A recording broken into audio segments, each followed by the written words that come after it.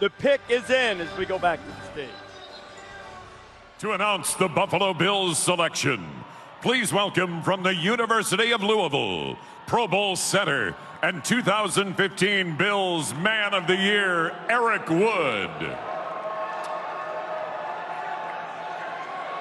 The Oakland Raiders have traded the 38th pick to the Buffalo Bills.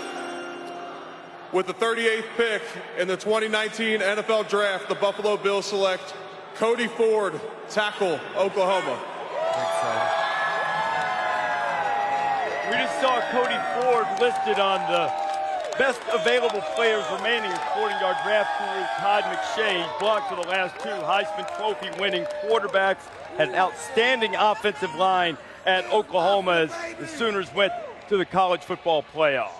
Nasty. Anytime you say that about an offensive lineman, I like that personally. He is as nasty of his offensive lineman as there was in college football. He's got talent. I just like his attitude. He's like a bear in pads. Yes. He's a big, thick man with some bad intentions. He don't want to block you. He wants to punish you.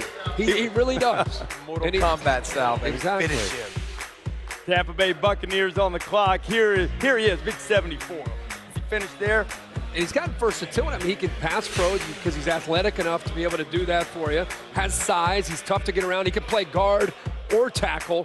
But I would put him right up there. Just remember, this is the best O-line in the country. Well coached and can do a lot of different things. And as we said, he likes to finish his blocks. Throw you in there, just push you in the head, a little shot there at the end.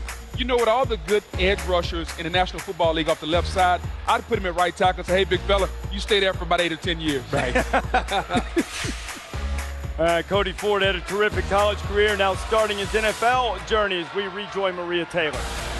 Well, Reese, you guys talk about Cody Ford being a big fella, but I got to tell you, he comes from a very small community. His town is called Pineville. Just under 15,000 people, Jesse, which, I mean, there's more people standing right outside of Rock Bottom. Times 10. Yeah, as we speak. But Cody was able to use his education and football to follow his big dreams out of a small community.